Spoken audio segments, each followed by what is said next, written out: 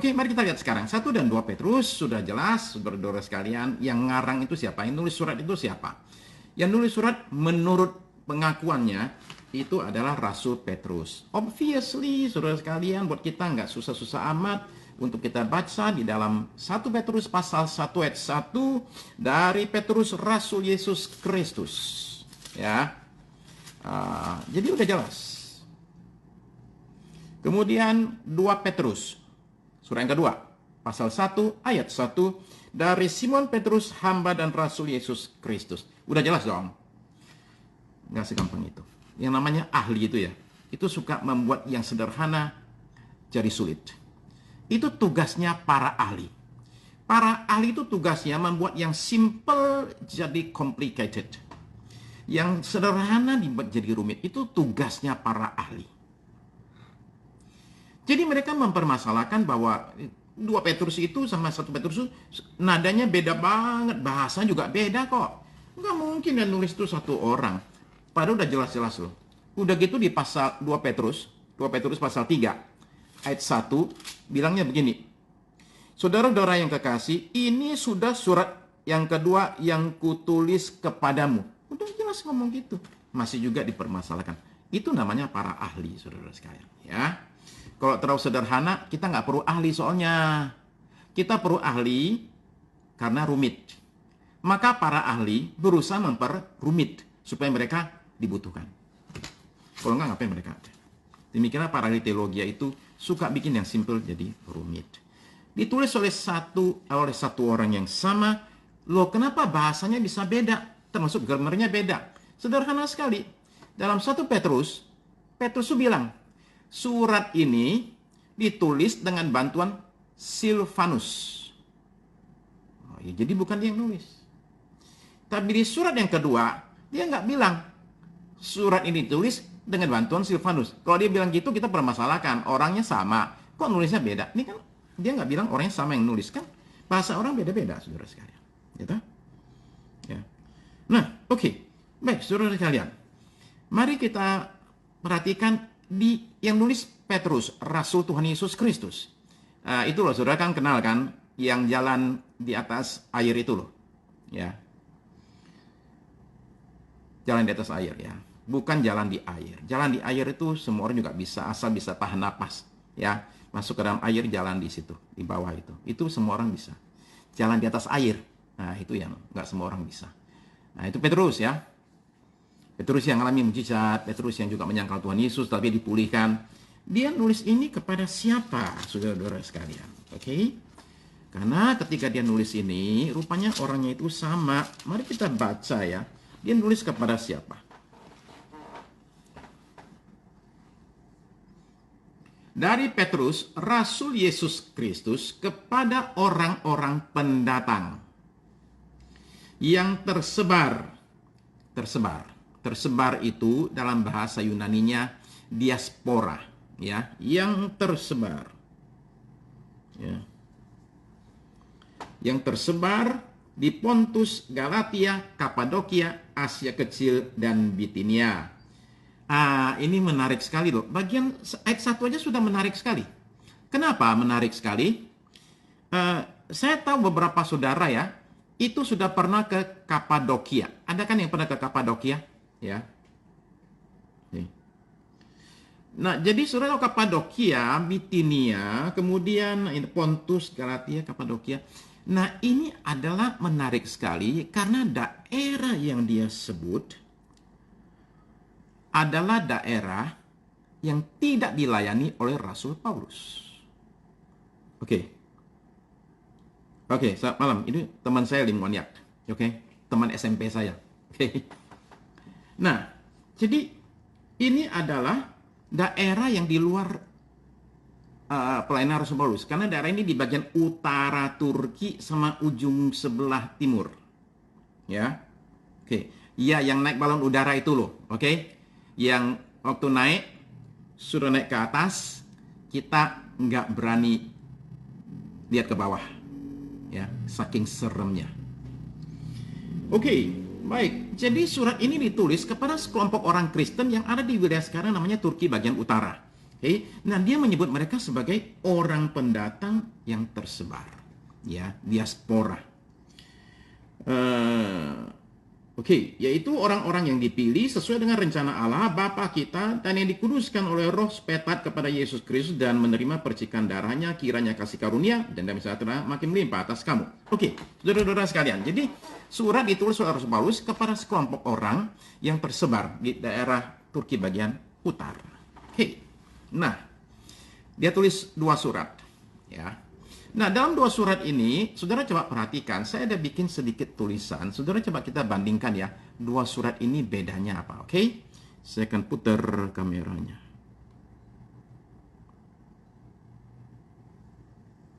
I hope I do it quite well. Oke. Bentar ya. Mudah-mudahan ini bisa menolong. Oke, saudara sekarang perhatikan bedanya ya. 1 dan 2 Petrus itu bedanya apa? Dalam 1 Petrus, kata penderitaan itu muncul 16 kali dalam 5 pasal. Ada 5 pasal. Dalam 2 Petrus, yang muncul 16 kali itu adalah kata pengetahuan. Dalam berbagai bentuk ya. Kalau kita lihat di bahasa Indonesia, itu bukan pengetahuan. Karena penerjemahnya itu kadang pakai kata pengetahuan, kadang pakai kata pengenalan. Padahal bahasa Yunaninya sama. Ya. Jadi itu yang bisa bikin kita melihat memang ada nuansa-nuansa ketika menerjemahkan ya.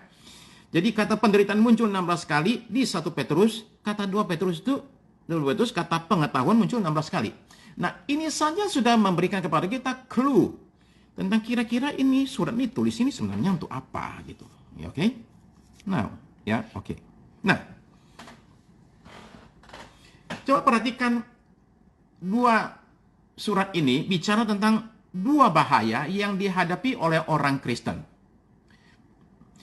Yang 1 Petrus itu adalah bahaya itu berbentuk aniaya. Itu sifatnya kasar, ya. Brand ambasadornya Dell ya Pak. Itu hadiah bro, hadiah.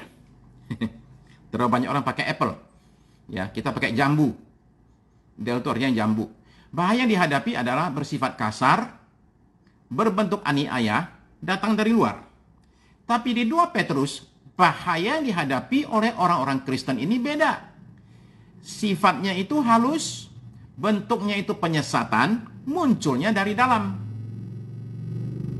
Nah, kalau sekarang saya tanya saudara-saudara ya, dari 2 bahaya ini, itu menurut saudara-saudara, yang lebih bahaya itu yang mana? Yang kasar, aniaya dari luar, atau yang halus, penyesatan dari dalam? Menurut saudara bahaya yang mana nih dari 2 ini nih? Ya. Nah, lalu saudara perhatikan bahwa nada surat 1 Petrus itu lembut dan memberi kekuatan. Ya, oke. Ini yang halus, ini yang bahaya nih, penyesatan karena dia muncul dari dalam. Dia lebih hancurin gereja daripada aniaya dari luar. Ya. Oke. Nah, saudara sekarang perhatikan nada surat 1 Petrus itu lembut memberi kekuatan, tapi di 2 Petrus nada dia keras dan dia memberi peringatan. Ya. Beda ya. 1 Petrus itu keadaan jemaatnya itu masih bayi Kristen. Tapi 2 Petrus keadaan jemaatnya itu sudah bertumbuh. Oke, ya semua setuju ya, yang halus yang dari dalam itu yang lebih bahaya, ya. Oke, nah kemudian 1 Petrus 2 Petrus bicara soal ada menyinggung soal akhir zaman atau kiamat. Menurut 1 Petrus kiamatnya itu sudah dekat, menurut 2 Petrus kiamatnya masih lama. Oke? Nah, saudara-saudara perhatikan chart ini ya, tulisan saya ini, dan kemudian saudara akan berpikir, loh Pak, yang poin terakhir ini kenapa bisa bertentangan sama sekali? Kenapa yang satu bilang kiamatnya sudah dekat, satu bilang lagi kiamatnya masih lama? Kok bisa begitu Pak? Ya, saudara harus ingat apa yang saya katakan tentang tanda akhir zaman. Saya waktu bicara tentang yang namanya kedatangan Tuhan Yesus. Karena Tuhan Yesus itu kapan sih? Ada 2. 1, ketika nanti kita nggak tahu kapan, dia akan datang kembali di awan-awan menjemput kita semua. Itu saya nggak tahu kapan. Mungkin masih lama ya, mungkin. Kita nggak tahu. Sekian lama, karena tanda-tandanya belum digenapi, jadi saya anggap masih lama. Tapi ada kedatangan Tuhan Yesus kali yang kedua, yang bentuknya personal buat kita. Yaitu apa? Ketika kita meninggal. Nah, itu kita nggak tahu. Bisa aja saya lagi ngomong gini, totok, blah, gitu kan. Kan bisa aja terjadi. Itu terjadi loh. Oke. Ada orang lagi khotbah mendadak meninggal. Ya. Atau malam tidur, kita nggak tahu. Dari sisi itu namanya dekat. It can happen anytime. Tapi yang nanti Tuhan Yesus datang kembali beneran, itu masih jauh. Jadi dari sisi itu, kita bisa mengatakan bahwa 1 Petrus yang mengatakan kesudahan segala sesuatu sudah dekat. Tapi di 2 Petrus, dia bilang, ya, bahwa Tuhan itu masih menunda. Belum. Ya. Jadi beda ya. Oke. Ya. Nah, saudara-saudara akan menemukan apa yang saya katakan ini ketika saudara membaca. Umpama contoh keadaan jemaat masih bayi Kristen. Di mana itu? Di ayatnya ada. Kalau saudara baca, sudah tahu. Di awal itu sudah dikasih tahu. Kalian itu seperti bayi yang merindukan susu. Ya, itu di pasal yang ke 2. Oke. Mestinya ya. I think so. Ya, pasal 2, ayat 1 dan 2.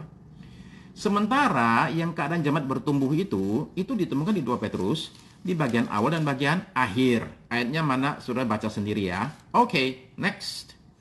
Mari kita lihat saudara-saudara sekalian. Oke, ya. Nah, jadi kita bicara tentang bahaya. 2 macam. Bahaya dari luar, berupa aniaya. Bahaya dari dalam, berupa penyesatan. Saudara semua tadi sudah sepakat bahwa yang dari dalam bahaya. Nah, sekarang gimana cara menghadapinya? Oke? Cara hadapinya gimana? Mari kita lihat. Cara hadapinya. Oke. Saya putar ya kameranya.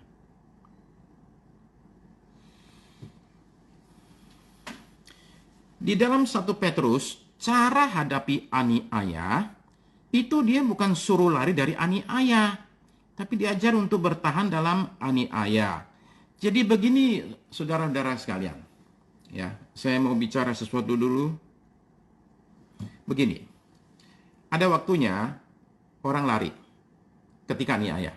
Ada waktunya? Ada. Kapan? Kisah pasal 8 ayat 1 dan seterusnya, itu bicara orang Kristen ketika aniaya itu kemana-mana. Tapi kemana-mana itu suruh kehendak Tuhan. Karena mereka kemana-mana, nyebarin Injil kemana-mana. Oke? Nah, sekarang orang-orang ini sudah nggak settled. Jadi Petrus sekarang mengatakan oleh ilham Roh Kudus, sekarang beda. Oke, jangan lari kemana-mana lagi. Oke, tapi bertahanlah dalam aniaya. Kenapa? Karena di awal sekali, aniaya itu dari pihak Yahudi. Di Yerusalem dan sekitarnya. Mereka kabur ke Samaria. Tapi sekarang aniaya ini dilakukan justru oleh kerajaan Romawi. Karena kaisar waktu ini ditulis, 1 Petrus ditulis, itu kaisar itu namanya Nero. Nah, Nero itu artinya hitam. Nah, dia ini hitam bukan hitam kulitnya atau hitam matanya atau rambutnya, bukan. Itu hitam hatinya. Nero itu kejamnya bukan main. Dia menganiaya orang Kristen dengan jalan. Orang Kristen ditangkap, terus dikasih ter ya, kasih semacam aspal, terus kemudian disalib, terus dibakar.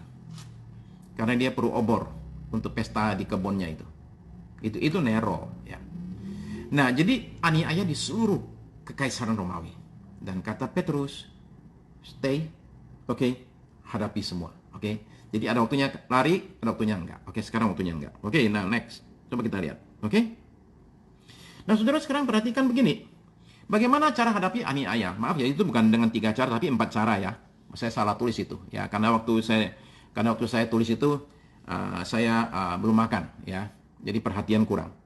1, dia bilang begini, kalian hadapi aniaya, kalian mesti ingat akan warisan di sorga tersedia buat kalian. Itu dia nyatakan di dalam 1 Petrus pasal 1 ayat yang ke-3 dan yang ke-4. Terpujilah Allah dan Bapa Tuhan kita Yesus Kristus yang karena rahmat-Nya yang besar telah melahirkan kita kembali oleh kebangkitan Yesus Kristus dari antara orang mati kepada suatu hidup yang penuh pengharapan. Ayat 4 berkata demikian, untuk menerima suatu bagian yang tidak dapat binasa, yang tidak dapat cemar, dan yang tidak dapat layu, yang tersimpan di sorga bagi kamu. Jadi kita terus-menerus ingat ketika menghadapi kesusahan dan aniaya dalam hidup ini, mari kita ingat saudara-saudara sekalian bahwa kita ada bagian di sorga tersedia buat kita sekalian. Lalu kemudian hadapi aniaya, yang kedua adalah kita ini mesti menantikan, merindukan kedatangan Tuhan Yesus. Kali yang kedua, itu ayat 5 sampai ayat yang ke-7. Yaitu kamu yang dipelihara dalam kekuatan Allah karena imanmu, sementara kamu menantikan keselamatan yang telah tersedia untuk dinyatakan pada zaman akhir. Zaman akhir ya, dia bicara tentang ujung daripada akhir zaman. Bergembiralah akan hal itu, sekalipun sekarang ini kamu seketika harus berduka cita oleh berbagai-bagai pencobaan.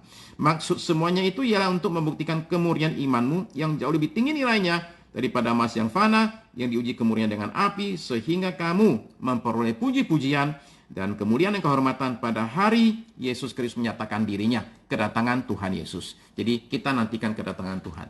Jadi kita akan bisa kuat menghadapi aniaya. Nomor 3, kita mesti fokus pada yang namanya keselamatan. Ya, fokus kepada keselamatan. Ayat 8 sampai 12 dia bicara soal yang namanya keselamatan. Sekalipun kamu belum pernah melihat dia, namun kamu mengasihinya. Kamu percaya kepada dia, sekalipun kamu sekarang tidak melihatnya. Kamu bergembira karena sukacita yang mulia, yang tidak terkatakan, karena kamu telah mencapai tujuan imanmu, yaitu keselamatan jiwamu. Keselamatan itu yang paling penting, saudara sekalian, dibandingkan dengan apapun juga. Ya. Lalu yang keempat, supaya kuat hadapi aniaya dan kesusahan, katanya kita mesti hidup benar.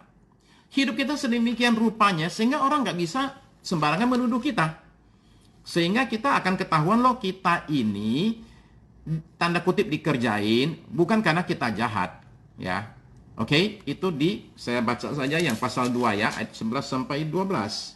Yaitu Petrus berkata demikian, saudara-saudaraku yang kekasih, aku menasihati kamu supaya sebagai pendatang dan perantau, kamu menjauhkan diri dari keinginan-keinginan daging yang berjuang melawan jiwa. Milikilah cara hidup yang baik di tengah-tengah bangsa-bangsa bukan Yahudi, supaya apabila mereka memfitnah kamu sebagai orang durjana, maksudnya orang jahat, mereka dapat melihatnya dari perbuatan-perbuatanmu yang baik dan memuliakan Allah pada hari Ia melawat mereka. Oke, ya. Jadi itu adalah cara hadapi tekanan dari luar, ya. Ingat akan warisan kita di surga. Ya, ingat surga. Ya. Hidup di dunia nggak lama, seterusnya di surga. Nantikan kedatangan Tuhan Yesus. Tidak lama lagi, kita nggak tahu kapan, tapi Dia akan datang kembali. Kita fokus saja pada keselamatan. Yang lain-lain itu adalah tambahan saja. Ya. Yang utamanya itu adalah keselamatan. Itu yang paling penting. Ya. Kita terima surga. Lalu kita hidupnya benar. Ya. Itu cara hadapi tekanan dari luar. Nah, sekarang menghadapi penyesatan dari dalam. Itu bagaimana caranya? Oke? Menghadapi penyesatan dari dalam, ini yang diajarkan oleh Petrus, yaitu dia berkata begini. Oke? Hadapi yang namanya penyesatan, kita ini mesti jadi dewasa. Kita mesti bertumbuh dalam kerohanian kita melalui pengenalan akan Allah dan Tuhan Yesus. Itu dinyatakan di pasal 1 dari 2 Petrus, yaitu di ayat yang ke...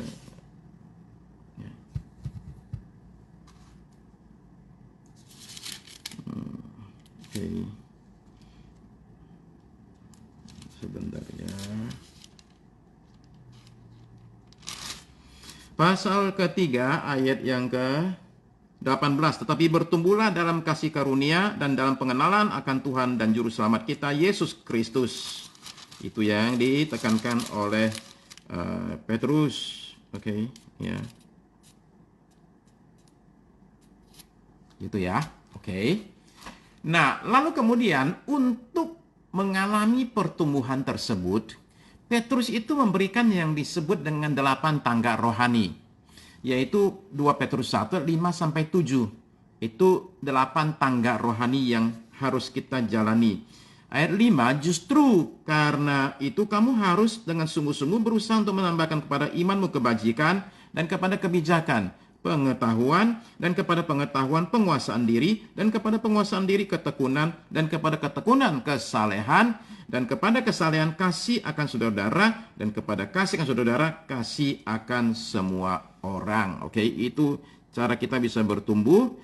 Nah, kalau kita sudah bertumbuh, kita sudah dewasa, saudara-saudara sekalian, dan kita mengenal Tuhan kita, maka kita akan kuat menghadapi penyesatan yang muncul dari dalam. Karena kita bisa mendeteksi, ini ada yang nggak beres. Oke, nah begitulah saudara-saudara sekalian cara menghadapi berbagai aniaya yang dari dalam. Oke, nah sekarang kita bicara struktur, saudara sekalian. Struktur. Oke, pembagiannya. Oke, pembagian 1 Petrus itu seperti apa? Coba kita lihat pembagiannya ya. Saya bikin sedikit chart untuk saudara-saudara lihat, oke? Now, here you go. Oke. Nah, saudara bisa lihat ya. Sekalipun agak miring. Nah, kenapa dia miring? Saya juga tidak tahu.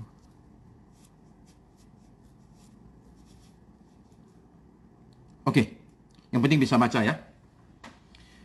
Oke, saudara perhatikan. 1 Petrus itu pada dasarnya itu dibagi dalam 2 bagian yang tidak sama besar. Jadi kita bisa bilang bagian yang satunya itu adalah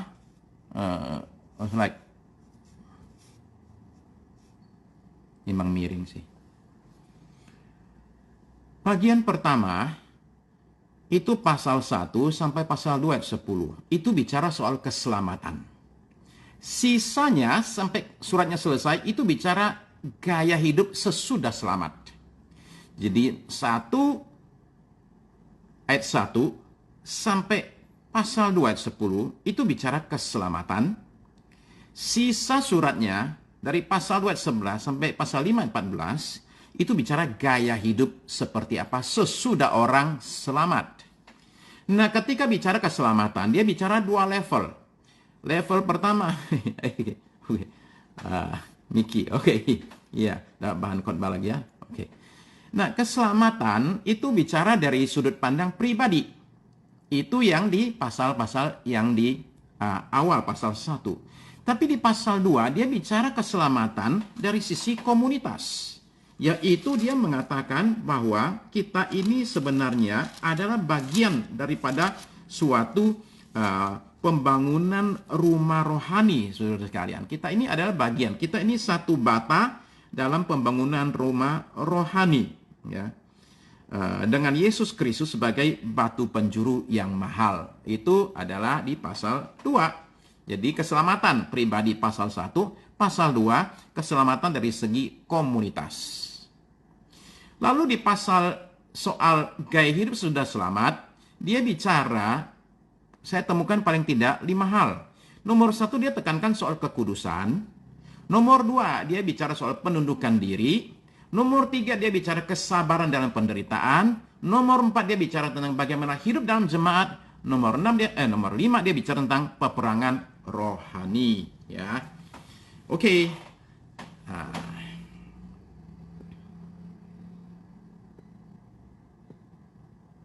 Oke, itu adalah 1 Petrus, ya. Jadi simple ya. 2 bagian enggak sama besar. 1 keselamatan, yang kedua sesudah selamat kita mesti ngapain. Ya, simple sekali. Jadi 1 Petrus adalah kitab yang sifatnya praktikal. Enggak banyak teologi, enggak banyak doktrin. Hanya kita mesti ngapain. Oke, jadi itu praktis sekali kita mesti baca. Ya. Nah, sekarang 2 Petrus. 2 Petrus seperti apa? Saya tunjukin. Ini simple, oke. Dibagi 3. 3 pasal dibagi 3 bagian, oke. Nah, beginilah. Ini adalah struktur 2 Petrus.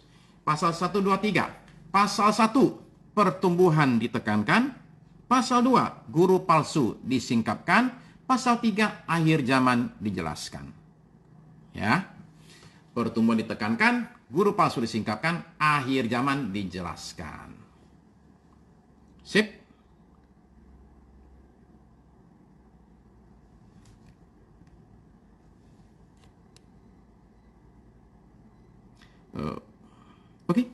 Oke.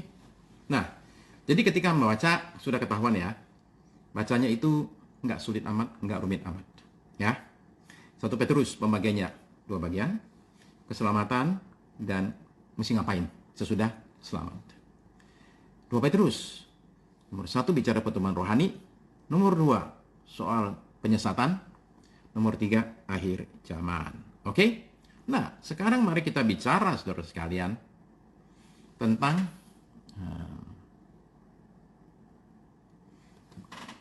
pelajaran-pelajaran dari 1 dan 2 Petrus. Nah, saya hanya ingin bahas 4 saja, saudara sekalian ya. Saya hanya bahas 4 saja. Saudara-saudara mungkin bisa sendiri bisa mempelajari, bisa dapat sesuatu yang berbeda. Oke? Ya. Nah, oke, sweet.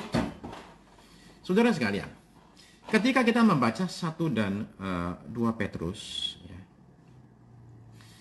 nomor 1 menurut yang saya dapat adalah, yang saudara juga bisa lihat, begini. Saudara dan saya mesti melihat diri kita sebagai orang pendatang di dunia ini. Ya. Sebagai orang pendatang di dunia ini. Kita ini cuma pendatang. Kata orang Jawa, mampir ngombetok. Kita ini cuma datang, cuma mampir minum sebentar. Ya. Setelah itu, kita jalan lagi. Nah, tentu sebagian minum air sumur, sebagian lagi minum air mineral, sebagian lagi minumnya mungkin Coca-Cola, sebagian lagi, udah tahu kan? Saya ngomong apa berikut? Oke. Sebagian lagi jus durian, cendol durian. Sebagian lagi minumnya yang yang lebih tinggi lah. Oke. Nah, jadi orang mampir minum sebentar, terus jalan lagi. Ya. Nah, kita mesti pandang diri kita seperti itu. Datang ke sini, mampir bentar, terus jalan. Kalau saudara-saudara punya cara pandang seperti demikian diajarkan oleh Petrus, maka kita tidak terlalu terikat dengan harta dunia ini, saudara sekalian. Ya. Kita nggak terlalu terpaku dengan apa-apa di dunia ini. Sehingga kita itu, ya, orang Kristen kan agak lucu ya. Selalu bilang sorga itu rumah abadi, rumah kekal, selamanya di sorga. Giliran dikasih kesempatan pergi ke sorga, pada nggak mau. Kenapa? Alasannya belum rindu saya untuk pulang ke rumah. Ketika dipanggil suruh berangkat, berusaha kita itu kalau bisa delay. Kalau naik pesawat delay dikit, marah. Tapi ketika disediakan pesawat ke sorga, minta delay terus. Tuhan, jangan cepat-cepat, perpanjanglah waktunya. Aku belum siap, ngomongnya demikian. Nah, jadi pandanglah hidup kita sebagai orang-orang pendatang. Ya, datang mampir sebentar, terus kita jalan lagi. Hidup ini seperti orang di... Oke, ya. Sip ya, lanjut. Oke. Jadi semua kita ini adalah pendatang di dunia ini, saudara sekalian. Yang kita punya ini nggak permanen. Ya. Saya kasih contoh ya, saya kasih contoh ya. Saya kasih contoh itu begini.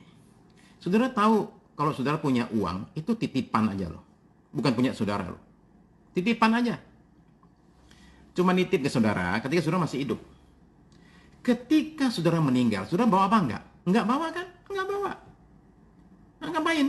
Oper ke orang berikut. Kan gitu. Hidup itu kan begitu. Kita punya harta, kita ini dititipin, kemudian kita titip ke orang berikut. Ya mungkin ke anak kita, keturunan kita, ya toh. Ya, begitulah ya. Oke. Kasih ke mereka. Nah, nanti mereka juga dapat dari kita, nanti ngoper ke keturunan berikut. Demikianlah itu harta hanya masalah oper mengoper.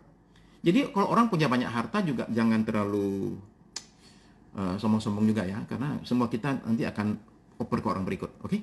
Nah, begitulah menurut saya. Ya. Oke ya, jadi pandang hidup kita sebagai pendatang di dunia ini. Ya, itu menurut 1 Petrus.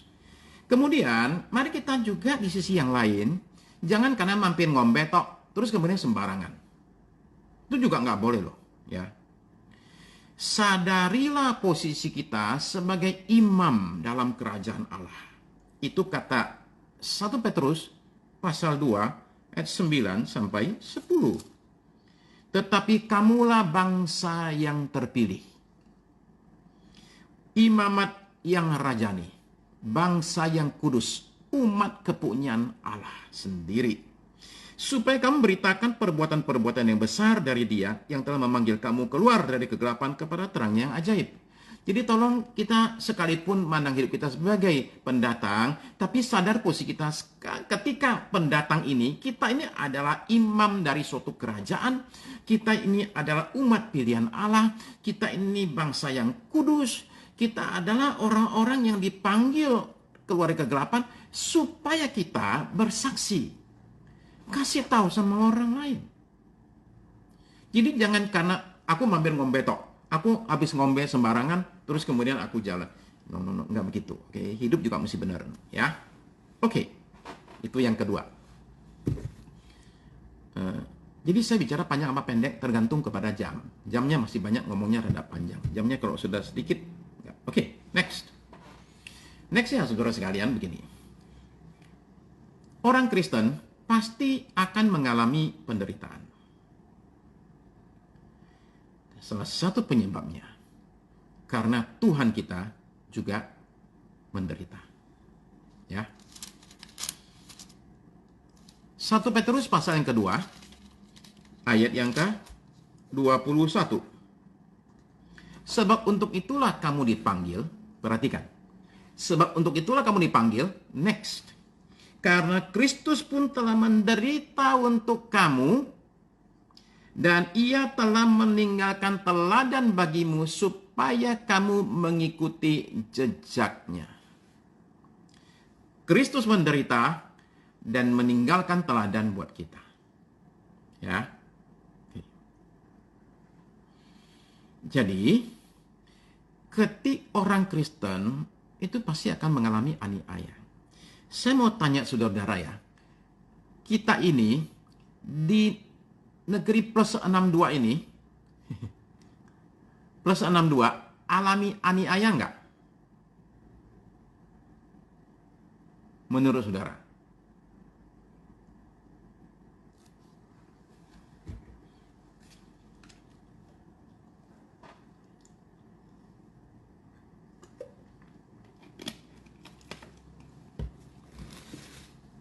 Saya merasakan micin mulai bekerja. Iya, kita alami aniaya, saudara sekalian. Ya, ibadah dibatasin, ya toh.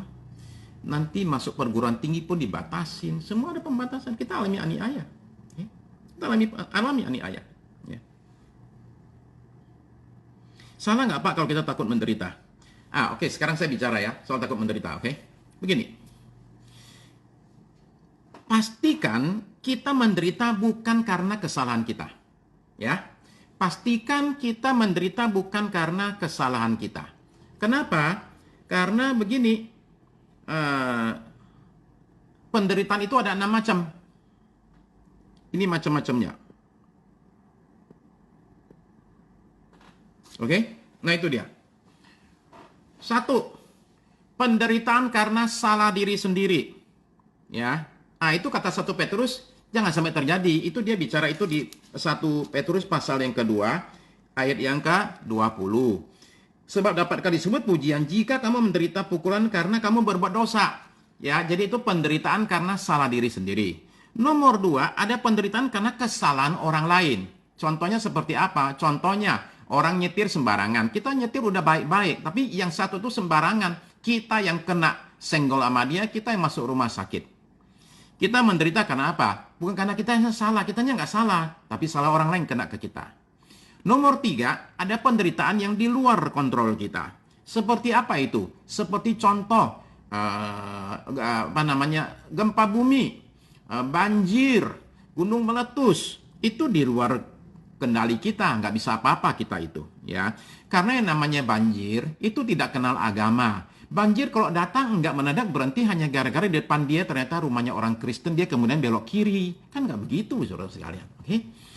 Nah, lalu kemudian ada penderitaan karena serangan kuasa kegelapan. Seperti dialami oleh Ayub, saudara sekalian. Dia kena serangan kuasa kegelapan. Ya. Lalu kemudian yang kelima adalah menderita karena nama Kristus. Oke, yang keenam menderita karena taat kepada Kristus. Bedanya apa? Bedanya saya contoh begini ya. Penderitaan karena nama Kristus. Oke. Saudara tahu ya di negeri plus 62 ini itu kadang-kadang ada di tempat tertentu, saya nggak sebut tempatnya, itu kadang-kadang katanya itu ada loh sekelompok orang yang suka ngadang kendaraan umum, bis, angkot gitu ya. Terus kemudian orang-orang di dalam itu disuruh keluar semua, dicek KTP-nya. Oke, KTP-nya orang Kristen. Ya. Namanya Abraham Paulus. Perjanjian lama, perjanjian baru. Oke. Oh, ini rupanya Kristen. Pak. Udah lewat. Oke. Yang nggak Kristen, jalan terus. Kristen, Pak. Itu namanya menderita karena nama Kristus. Soalnya si Abraham Paulus ini sudah 20 tahun nggak ke gereja. Dia sudah lupa berdoa, tetap aja gara-gara, lo Kristen, Pak. Menderita karena nama Kristus. Tapi kalau nomor 6, penderitaan karena taat kepada Kristus. Nah, sekarang saya menjawab pertanyaan dari MFung 7385. Oke, itu kode jangan sampai diganti. 7385, itu penting. Ada artinya soalnya. Begini, yang penderitaan nomor 1, jangan sampai terjadi. Kita hindari. Pastikan bahwa kita itu jangan sampai berbuat kesalahan sendiri, tabur tuai ya. Jadi itu dihindari. Nomor 2 itu kita mesti berdoa supaya Tuhan melindungi kita. Jangan sampai kita ini kena yang seperti itu. Orangnya salah, kitanya yang kena susah. Kita doa, Tuhan jauhkan aku dari hal demikian ya. Nomor 3, penderitaan di luar kontrol kita. Kita hanya bisa berserah kepada Tuhan hal demikian. Yang nomor 4, kita mesti doa minta perlindungan Tuhan. Saudara-saudara tahu tidak, ketika saya berdoa itu, ya, saudara perhatikan nggak, kalau saya doa di waktu doa malam kalau terakhir, saya doanya apa? Saya doa supaya kita dijauhkan dari sakit, ya, karena virus, karena kuman, karena bakteri jahat, hal yang kita nggak bisa lihat. Oke? Ya. Dan itu penyakit itu, saudara sekalian, sekali lagi, kena ke semua orang. Ya, dia nggak kenal agama, semua dia serang. Oke? Saya berdoa supaya kita dijauhkan dari penyakit. Tapi perhatikan tidak, saya juga berdoa kita dijauhkan dari segala niat jahat manusia. Ya. Saya juga minta kita dijauhkan dari segala serangan kuasa kegelapan. Itu 3 saya doain. Saya ingat, karena saya yang berdoa. Saudara mungkin nggak ingat. Karena waktu saya berdoa, saudara-saudara mungkin lagi ngunyah kacang. Saya nggak tahu. Oke? Nah, jadi khusus yang nomor 4 itu, ya, kita doa supaya tidak terjadi. Oke. Nah, yang nomor 5 juga, kita itu jangan, ya, nomor 5 masih oke lah. Nomor 6, ya kita mesti jalanin. Oke. Nah, jadi saudara sekalian, dari 6 jenis penderitaan ini, 1 sampai 4, oh ingat ya, oke. 1 sampai 4, itu di luar, itu kita mesti doain jangan sampai terjadi. Nomor 5 dan 6 adalah penderitaan yang penderitaan yang patut kita jalani. Nah, jadi apakah kita ini penderitaan itu oke, yang nomor 6 ini kalau kita takut, oke nggak? Sorry, maaf, ada barang jatuh. Salah nggak kalau kita takut menderita? Menurut saya sih nggak salah sih ya. Oke, karena namanya manusiawi. Siapa yang suka menderita? Saya juga nggak suka. Tapi karena ini mesti kita jalanin, nah Petrus tuh menganjurkan kepada kita begini. Dia juga tahu ada orang pasti takut menderita. Kebanyakan semua orang lah takut menderita, oke? Maka dia pesan begini. Ini pesannya ya. Sebab pasal 2:19. Sebab adalah kasih karunia jika seorang karena sadar akan kehendak Allah menanggung penderitaan yang tidak harus ia tanggung. Ya. Adalah kasih karunia.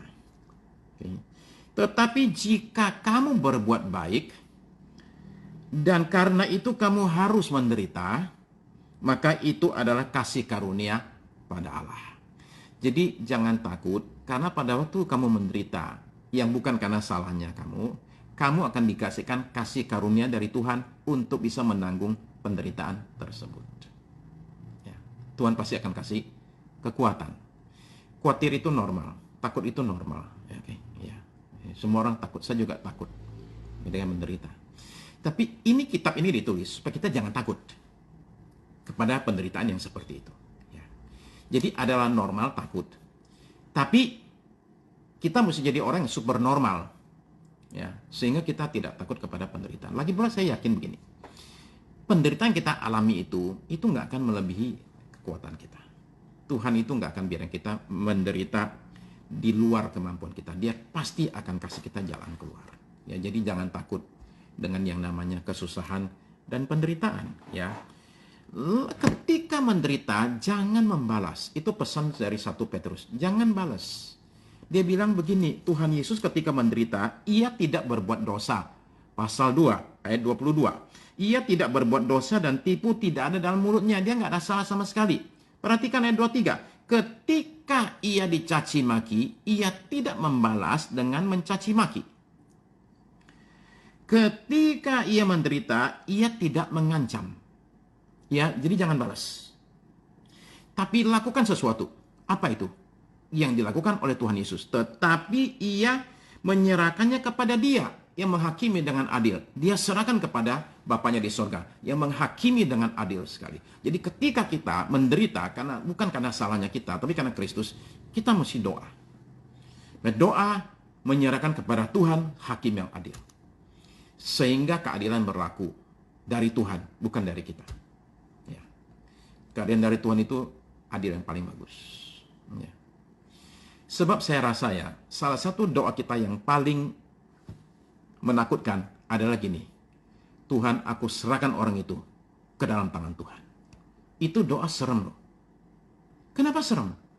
Karena kita balas orang, paling kita bisanya apa? Ya, digaplok balas gaplok. Ya toh? Disakiti balas nyakitin.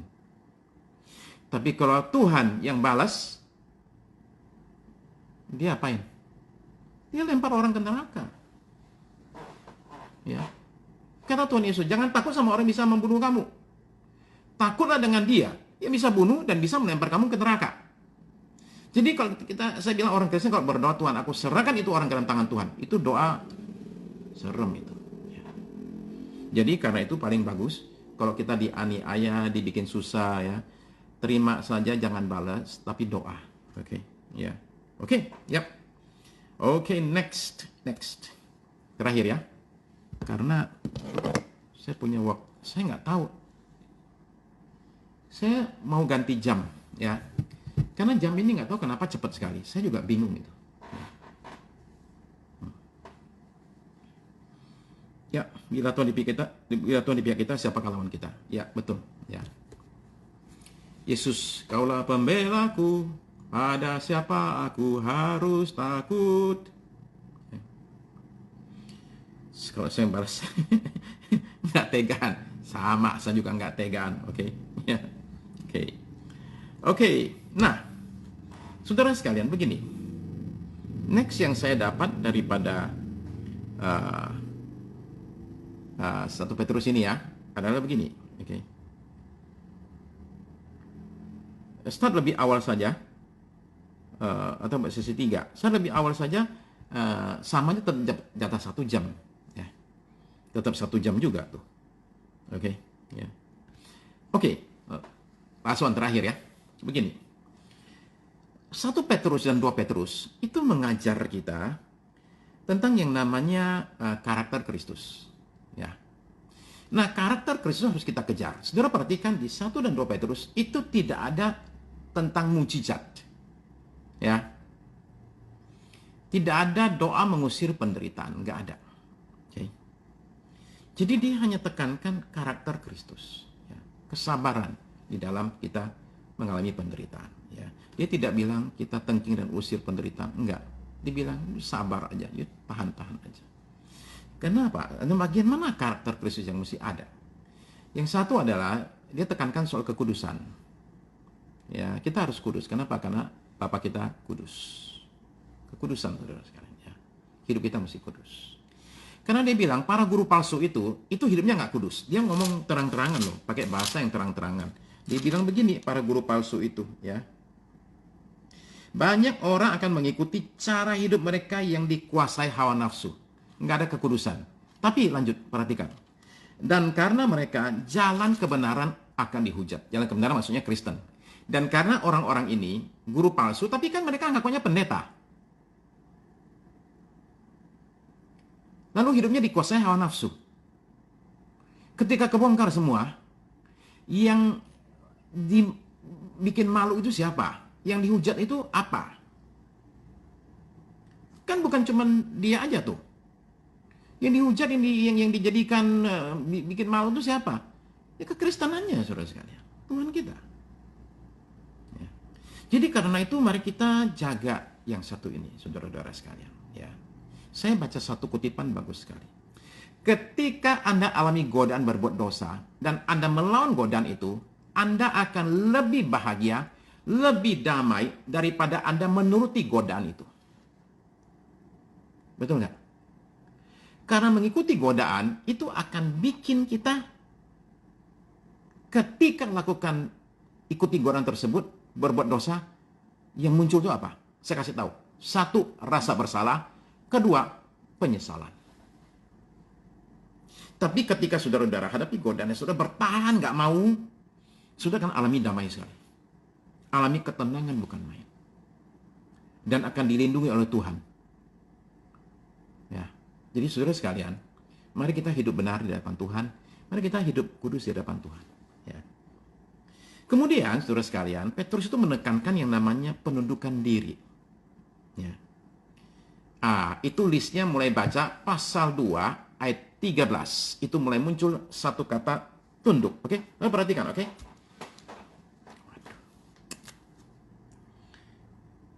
Begini saudara sekalian, ya. Saya habiskan saja waktu ini untuk bahas Alkitab. Kemudian untuk doa nanti kita akan bikin tambahan sedikit ya waktu. Oke, begini saudara sekalian, oke. Mari kita lihat. Pasal 2 ayat 13. Oke? Pasal 2 ayat 13. Kata pertama apa? Tunduklah. Ya. Pasal 2 ayat 18. Kata pertama apa? Tunduklah. Kok kata pertama? Bukan kata pertama sih, kata kesekian. Tunduklah. Ayat 13, tunduklah. Ayat 18, tunduklah. Pasal 3 ayat 1. Tunduklah. Pasal 5 ayat yang ke-5. Tunduklah. Jadi ada 4 kali muncul kata tunduklah. Ini bicara penundukan diri. Sesuatu yang susah sekali buat kita lakukan. Kenapa? Saudara perhatikan. Pasal 13 itu apa? Warga negara tunduklah kepada pemerintah. Pemerintah kayak apa? Namanya kaisarnya aja Nero. Dia itu membunuh orang Kristen. Sama yang demikian kata Petrus, tunduklah. Ya. Kemudian di pasal 2 ayat yang ke-18, hamba-hamba tunduklah kepada tuanmu. Tuan yang apa? Tuan yang bengis. Bukan tuan yang manis. Tuan yang bengis, lembur nggak dibayar, gaji dipotong terus, uang makan nggak dikasih. Sama yang begini, kata Petrus, tunduk. 3. Istri-istri, pasal 3 ayat 1. Istri, tunduklah kepada suami. Suami seperti apa? Bukan suami yang taat firman, baca Alkitab, ikut doa malam, enggak. Suami yang ngaco, enggak taat firman. Yang demikian, tunduk. Pasal 5 ayat 5. Jemaat di gereja, tunduklah kepada para penatua. Ya. Para pembimbing rohani, tunduk kepada mereka. Nah, jadi saudara-saudara sekalian, saudara menemukan luar biasa sekali. Ngajar kita tunduk. Dan kita dikasih tahu, terutama kepada para istri, bahwa tunduk adalah senjata. Senjata apa? Senjata untuk memenangkan suami. Ibu-ibu sekalian, kalau suami belum bertobat, jangan diinjili, dikuliahin. Kata Petrus. supaya mereka dimenangkan bukan tanpa perkataan. Tapi dimenangkan kapan? Ketika melihat, kata 1 Petrus pasal 3. Tapi ketika mereka melihat betapa salehnya, saya baca yang benar ya, betapa murni dan salehnya hidup istri mereka, itu ayat 2. Jadi istri menangkan suami dengan apa? Dengan gaya hidup yang luar biasa, bukan dengan yang ini. Oke? Ini bukan berarti jangan ngajak suami ke gereja, enggak juga ya, bukan loh ya, bukan. Maksudnya jangan kuliahin suami, jangan menggurui suami, belajar tunduklah kepada suami, termasuk yang tidak taat firman. Saya punya waktu 5 menit. Oke. Nah, saudara sekalian, jadi itu adalah karakter Kristus, penundukan diri. Dan Petrus ngomong sama ibu-ibu, bahwa penundukan diri itu yang bikin ibu-ibu itu kelihatan cantik. Ada sinarnya, oke, yang melebihi berlian, mutiara, cincin kalung. Karena ini adalah inner beauty yang terpancar dari dalam, yang bikin suaminya nggak betah di luar rumah. Di luar rumah kelamaan dia pengen pulang cepet-cepet. Ya. Nah, jadi dia bilang itu bikin cantik. Dan untuk begini Bu Jovita, hari Minggu lebih lucu lagi. Hari Minggu lebih lucu lagi. Ya. Minggu ini saya bicara tentang komunikasi. Kedua minggu. Nah, jadi saudara sekalian, penekanannya adalah bahwa contohilah Sarah. Nah, saudara perhatikan ya, contohilah Sarah. Sarah itu kenapa sih? Katanya dia memanggil Abraham itu sebagai tuannya loh. Ya. Kalau kita zaman sekarang kan babe. Kalau Abraham dipanggil sama istrinya, Tuan Abraham. Saya lagi kepikiran, Ibu Aileen panggil saya Tuan.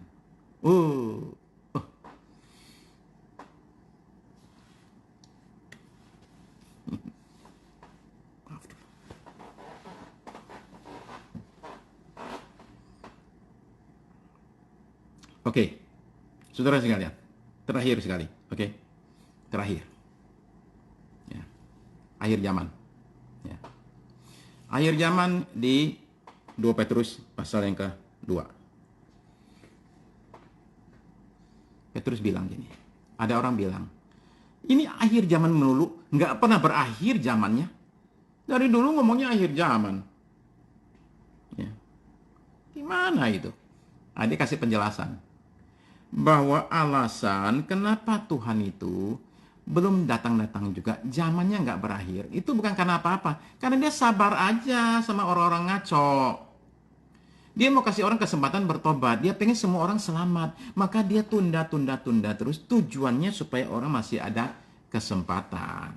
Kayak gitu loh ya. Jadi jangan nanya nggak berakhir khotbah akhir zaman dari 20 tahun lalu, sekarang nggak berakhir. Ya karena Tuhan itu mengasihi, sabar itu aja.